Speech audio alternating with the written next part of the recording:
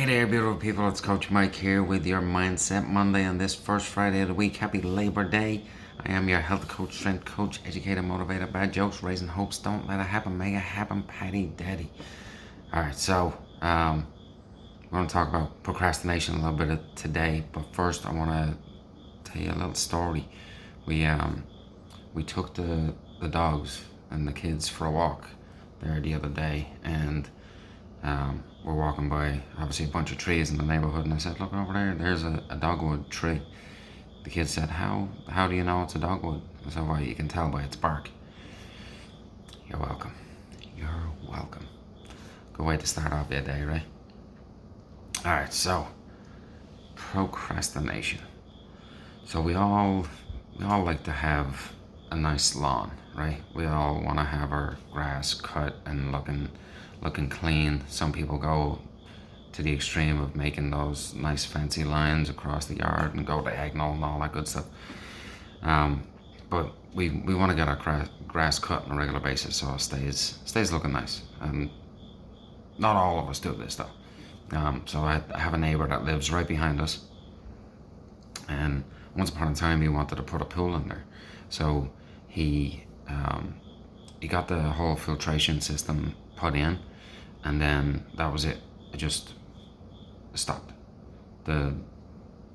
He basically never went any further than that. So over the years, for whatever reason, he lost sight of his vision of what he wanted to do with his backyard, and stopped essentially then caring for the yard.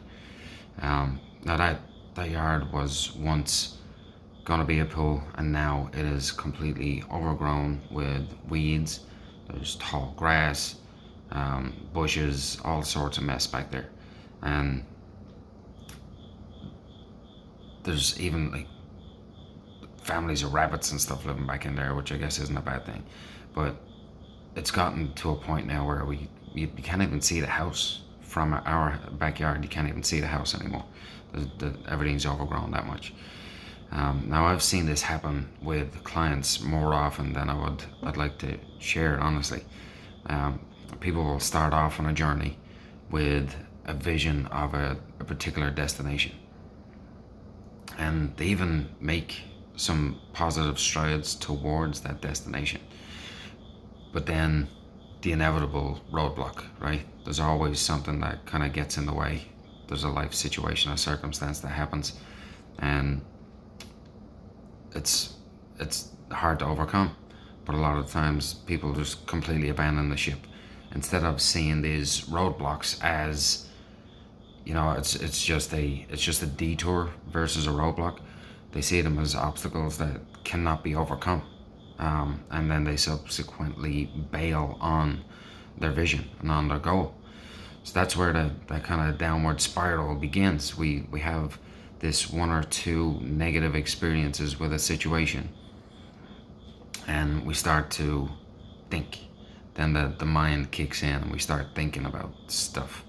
We start to come up with excuses and begin to reason with why we can't, the goal can't be reached, and we start looking at things negatively. And by the time we get done thinking, the grass and the weeds and the bushes are now 6 feet tall, and the other neighbor has now called the city, and now you either have to cut the grass or you get a fine. And then you don't cut the grass, you don't take care of it, you get the fine, and you haven't taken care of your lawn. Now not only do you have to cut down the grass, or you continue to get fines, or you have to go pay somebody to clean it up for you, but you've also now damaged relationships.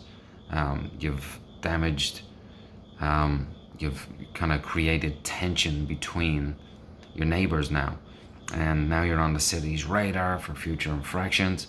And all of this has been created because of one circumstance that happened that was a negative experience. We've created all this mess because of one or two roadblocks that could have been turned into detours.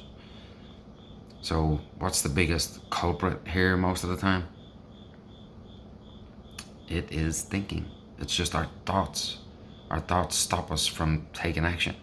And when we have a task set out in front of us that we don't like to do, like it might be laundry or vacuuming, whatever it might be, or it might be challenging, something like our fitness and health, something that's going to put us outside of our comfort zone. We want to avoid it. We will make up excuses. We'll seek distractions. We'll do almost anything else to avoid taking action on that one thing, that one task that we know needs to be done. So we then lose all motivation to take action because here's the 13 reasons we procrastinate. We feel hopeless. We feel helpless. We feel overwhelmed. We self-label. We jump to conclusions. We undervalue the rewards or the possible outcomes. We suffer from perfectionism, which is one of my big ones. We're afraid of failing. We're afraid of succeeding, which is a lot more common than you would think. We're afraid of disapproval from others. We try to coerce ourselves by saying things like should or I ought to, which diminishes our self-acceptance. We develop a low tolerance for frustration, so we get frustrated really easily and quit. And then we self-blame when it all goes sideways. So that the key to any change we want to make in life is awareness, right? We have to be aware of the situation first. We have to be aware of what is wrong or of the obstacles in order to make new plans, in order to choose a new route, in order to overcome the situation. So recognizing these 13 reasons why we procrastinate, being aware of them does two things, okay? The first one is that it makes us aware that there is an explanation as to why we're not taking action. Now notice I said explanation and not excuse for our inaction and demotivation. The second thing is we begin to see the conditioning. We begin to see the lack of logic in what it is that we're thinking, and we start to see the distortion of our thoughts. And when we become aware of and recognize the explanation and we shed the excuses, we begin to see and seek a path for change. So we've all come across this. This isn't anything new or unique. We've all come across these circumstances in life that need to be taken care of. Whether it's the grass that needs to be cut, whether it's the house that needs cleaning, whether it's the laundry that needs doing, the oil in the car that needs changing, or in this instance, our health habits that need revamping. Or maybe it's something as simple as a conversation that needs to be had. But we either do it now or we pay for it later.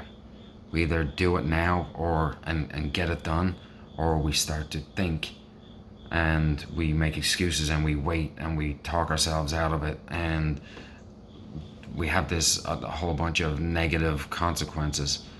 We end up with these negative consequences that happen because we didn't take action when we needed to.